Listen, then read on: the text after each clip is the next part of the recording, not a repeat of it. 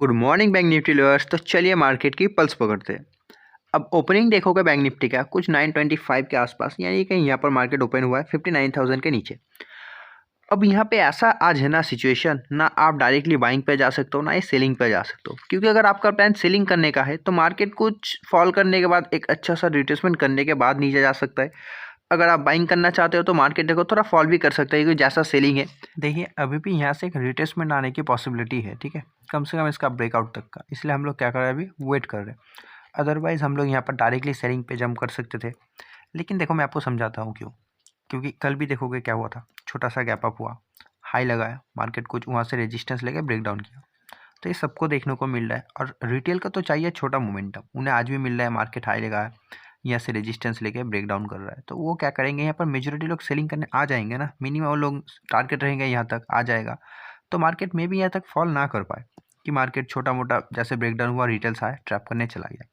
और अगर नीचे आ रहा है, इसका ब्रेक डाउन कर रहा है, फिर तो ये सेलर्स आ जाएंगे प्रॉफिट पे, और इन्हें आप डायरेक्टली टारगेट नहीं कर नहीं सकते। फिर हम लोग क्या करेंगे, इसके नीचे नीचे सेलिंग ही करेंगे। तो हम लोगों ने यहाँ पर एंटर किया, और एंटर करते देखो मार्केट में क्या हुआ, थोड़ा स्पाइक आ गया। जैसे ये कहा कि मार्केट में अगर आप यहाँ पे एंटर कर रहे हो ना, तो आपको एसएल बड़ा रखना पड़ेगा, क्योंकि ये ब्रेकआउट करने ऊपर जा सकता है।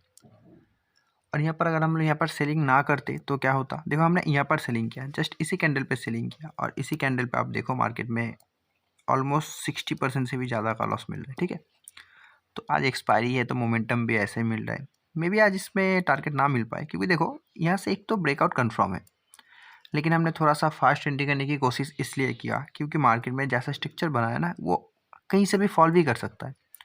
तो हमने क्या किया, ज़्यादा रिस्क लेते हुए यहाँ पर सेलिंग किया। अब जैसा प्रीमियम डीके चल रहा है और जैसा मार्केट में लग रहा है, ये तो ब्रेकआउट हो ही जाएगा। और अगर हमें यहाँ पर इतना अच्छा लॉस मिल रहा है तो मे बी हम यहाँ तक तो वेट करेंगे नहीं, जैसे इसका ब्रेकआउट होगा हम लोग का लिमिट भी रीच हो जाएगा। तो ये सेल कहीं देखते कहाँ तक लिमिट के अकॉर्डिंग देख पाते, टारगेट तो रहेगा नीचे का। लेकिन हाँ, एक जो हमसे गलती हो गया, देखो हमने वेट नहीं किया। अब देखते हैं यहाँ पे क्या हो पाता है, क्योंकि जैसा स्ट्रक्चर बनाइए ऐसे तो सेलिंग पे जा नहीं पाएगा। मिनिमम अगर आप यहाँ पे सेलिंग एक्सपेक्ट भी करोगे ना, ये तो ब्रेकआउट इन सब लेवल को तो निकालेगा, कम से कम हाई हाई के तो मार्केट निकालेगा ही निकालेगा। उस देखिए अभी ये जैसा रेजिस्टेंस ले रहा है ना, अगर आपको लग भी रहा है कि ये फॉल करेगा, तो ये फॉल नहीं करेगा, करेगा ज़रूर करेगा, लेकिन पहले इसको निकालेगा। क्योंकि जिन्होंने भी यहाँ पर सेलिंग किया है ना, मेजोरिटी का एसएल 59,000 या फिर हाई के ऊपर। तो मार्केट में उनको निकालने के लिए मार्केट पहले क्या कर सकता है, उनको निकालने के लिए मार्केट पहले एक तो ब्रेकआउट करेगा, ठीक है, ताकि ये सेलर्स निकल जाए, फिर मार्केट कहीं नीचे आ सकता है। अब इसमें हमें कुछ प्रॉफिट रिवर्स करते हैं, कुछ हम लोग कॉस्ट टू कॉस्ट पे आ रहे हैं। ठीक है, अभी देखोगे हम लोग कुछ प्रॉफिट में भी आ गए थे, क्योंकि प्रीमियम मिल चुका है बहुत ही महंगा, प्रीमियम बहुत ही महंगा मिल चुका है। इसके लिए हमें और एक न्यू प्रॉब्लम ऐड हो गया। अब ये अगर रेजिस्टेंस लेके यहाँ से ऐसे फॉल करे तो ब्रेकआउट कंफर्म है, इस पोजीशन को निकाल दें, क्योंकि ये प्रॉफिट तो नहीं दे पाएगा।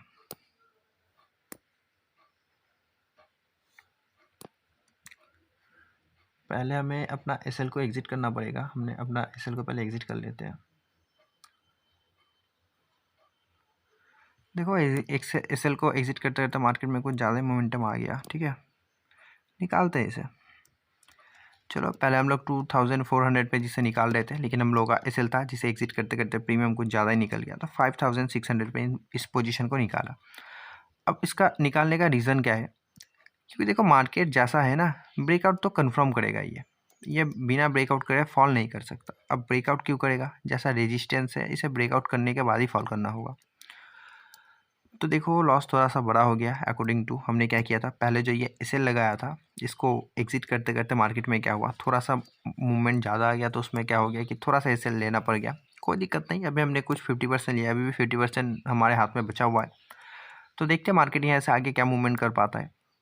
अगर ये नीचे आ भी जाए ना, फिर भी कुछ पॉसिबिलिटी है नहीं कहाँ तक आएगा, क्योंकि एक ब्रेकआउट करता तो कुछ समझ पाते, अगर ब्रेकआउट नहीं कर रहा तो वो कुछ नहीं कर सकते। देखिए दोनों इंडेक्स में साइकोलॉजी पूरा डिफरेंट चल रहा है। बैंक निफ्टी के अकॉर्डिंग ये सेलिंग पे आ जाएगा, लेकिन जैसे आप यहाँ पे निफ्टी एंड सेंसेक्स का चार्ट देखोगे ना, ये नीचे नहीं आ पाएगा, ये कुछ डिसीजन देखते तो ऊपर ही चला जाएगा। तो इसमें ज़्यादा कन्फ्यूजन ये है कि हम बैंक निफ्टी को फॉलो करें या फिर निफ्टी को फॉलो करें। क्योंकि अगर निफ्टी को फॉलो करते हुए सेलिंग करे तो वो बैंक निफ्टी को फॉलो करते सेलिंग करे, तो क्या होगा, निफ्टी एंड सेंसेक्स से फिर से ऊपर खींच लेगा। ठीक है, तो यहाँ पे जो है बहुत ही कन्फ्यूजन चार्ट है कि मार्केट करे क्या। अभी भी कन्विक्शन है मार्केट सेलिंग आ जाएगा, लेकिन ये सिर्फ बैंक निफ्टी का बोल रहा हूँ, निफ्टी को अगर देखोगे ये सेलिंग पे नहीं आएगा। निफ्टी क्या करेगा, कुछ छोटा मोटा रिजेक्शन देगा, ऊपर रिजेक्शन देगा, या ऊपर जाएगा। निफ्टी एंड सेंसेक्स का चार्ट आज पॉजिटिव है, लेकिन बैंक निफ्टी का चार्ट नेगेटिव है, लेकिन उसको नेगेटिव रहने नहीं दे रहा। कौन नहीं दे रहा, निफ्टी और सेंसेक्स बैंक निफ्टी को नेगेटिव रहने नहीं दे रहा। अदरवाइज आपको सेलिंग मिल जाता अच्छा खासा, यहाँ से तो नहीं मिलता। मैंने पहले ही कहा था इसका तो ब्रेकआउट होना कन्फर्म था, लेकिन हमने कुछ ज़्यादा जल्दी एंटर कर लिया, जिसके लिए हमने ये पे ऑफ भी किया है अमाउंट। कोई दिक्कत नहीं, अब देखते हैं। चलिए, तो हमने फिर से यहाँ पर एक सेलिंग में एंटर कर लिया। अब जो होगा देखा जाएगा, क्योंकि देखो जैसा स्ट्रक्चर है ये अगर ब्रेकआउट करे तो कंटिन्यू पॉजिटिव हो जाएगा, उसमें तो डायरेक्शन वाइज गलत हम लोग पहले से ही बैठे। अदरवाइज़ अगर कहीं से भी सेलिंग आना है तो ये स्ट्रक्चर है जहाँ से मार्केट में सेलिंग आना चाहिए। हमने सेलिंग कहीं यहाँ किया है, ठीक है, कोई दिक्कत नहीं। ये सेल कहीं इसके ऊपर रखेंगे। पहले से हम लोग डायरेक्शन वाइज गलत बैठे थे, अब देखते हैं मार्केट कब तक हमें गलत प्रूव करता है, ठीक है। मैंने कहा ना कि बैंक निफ्टी का चार्ट तो है नेगेटिव, उसमें आपको सेलिंग मिल जाएगा, लेकिन निफ्टी एंड सेंसेक्स ये अल्ट्रा पॉजिटिव है, ये बैंक निफ्टी को खींच रहा है, ये बैंक निफ्टी को नीचे नहीं जाने दे रहा। तो अब यहाँ पर रीज़न सिंपल सा क्लियर है कि अगर 59,000 का ब्रेकआउट हुआ, फिर ये बायर्स आगे प्रॉफिट में, और बहुत कोई प्रॉफिट बुकिंग भी कर लेगा। और एक बार अगर बायर्स प्रॉफिट बुकिंग कर लिया, फिर मार्केट सिर्फ रिजेक्शन देगा, ऊपर जाएगा, ये रिवर्सल नहीं हो पाएगा, ठीक है। अब तो देखो गलत बैठ चुका, कोई दिक्कत नहीं। आज हम लोग अपना जो डे होगा वो लॉस पे क्या कर लेंगे, क्लोज कर लेंगे, और थोड़ा सा बचता है, देखते हैं मार्केट क्या करता है, उसके बाद हमने यहाँ पे एग्जिट कर लेना है। जैसा सिचुएशन है ना, यहाँ पे आप कुछ पॉजिटिव चार्ट है और एक्सपायरी है, तो कुछ आपको डिफरेंट भी देखने को मिल सकता है। अब आप दोनों को मिक्स करोगे तो अगर हम दोनों इंडेक्स पे काम करते हैं या फिर अगर निफ्टी में काम करते हैं तो यहाँ पे बिंदास एक बाइंग कर सकते थे, ठीक है, निफ्टी या फिर सेंसेक्स पे।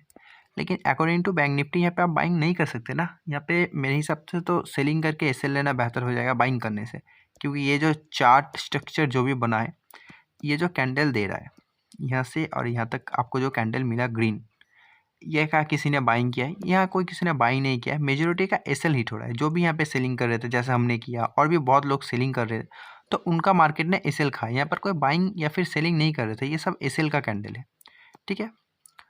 अब चलो हम लोग एसएल लगा देते हैं, स्ट्रेट को छोड़ देते हैं, देखते हैं मार्केट क्या मूव कर पाता है। यहाँ से हमने जो अपना एसएल लगा दिया 195 का, अब मार्केट जैसे से टच करेगा हम लोग का एसएल ट्रिगर हो जाएगा। अदरवाइज़ अगर नीचे जाता है, जो कि बहुत ही नेक्स्ट इम्पॉसिबल है, तो वो अलग बात हो जाएगी।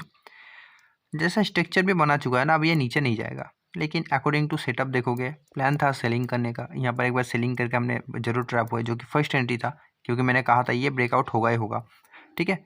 फिर हमने अकॉर्डिंग टू सेटअप यहाँ पे अपना जो रियल ट्रेड लिया है। अब अगर ये भी ब्रेकआउट हो रहा है तो आज का डे हम लोग क्या करेंगे, इसी पे क्लोज कर देंगे। जैसा स्ट्रक्चर बना रहा है ना, ये ब्रेकआउट भी कर देगा, इसमें कोई बड़ी बात होगी नहीं।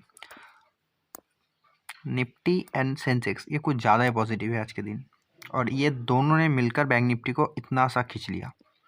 नहीं तो ये सेलिंग आपको कहीं मान के चलो इसी फ्लो में मिल सकता था, या फिर छोटे मोटे गैप डाउन या फिर फ्लैट में भी ये सेलिंग मिल सकता था। चलिए, तो मार्केट ने यहाँ पर हमें धक्के मार के निकाल दिया। आज कुछ लॉस रहे 12,190 का, ठीक है। क्योंकि देखो जैसा स्ट्रक्चर था, गलत तो हम लोग यहाँ पर हो ही चुके थे। यहाँ भी सेलिंग करेंगे तो कुछ कन्विक्शन था नहीं, लेकिन अकॉर्डिंग टू सेटअप सेलिंग का था तो सेलिंग किया।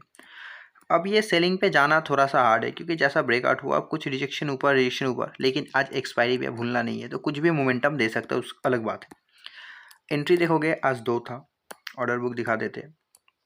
एंट्री में देखोगे 936 को लिया था, जिस पोजीशन को हमने एग्जिट किया था 939 पे, ठीक है, 3 मिनट में एग्जिट कर दिया था। एंड फिर से हमने अपना जो पोजीशन बनाया था वो बनाया था 10-4 पे, फिर हमने एक एसएल लगाया था जो कि ट्रिगर हो गया, तो कि 195 पे। टोटल ओवरऑल लॉस आज का ये रहा। सिंपल सा रीज़न है, कभी मैं आपको वीकली एनालिसिस जब भी डालूंगा तो इसको समझा दूंगा कि आज का कैसा सिचुएशन था मार्केट में। बहुत ही टफ यहाँ पे था, ठीक है, बहुत ही टफ था साइकोलॉजी। अगर आप बाइंग का प्लान लेके आए थे, फिर आप यहाँ बाइंग करो, यहाँ बाइंग करो, यहाँ बाइंग करो, आपको प्रॉफिट मिल ही जाता। लेकिन हम लोग का प्लान पहले से सेलिंग था, और ऐसे मार्केट में यहाँ नहीं तो यहाँ नहीं, कहीं ना कहीं आप ट्रैप हो ही जाओगे, ठीक है। चलो वीडियो को एंड करते, तब तक लेकर बाय। जय हिंद, जय भारत।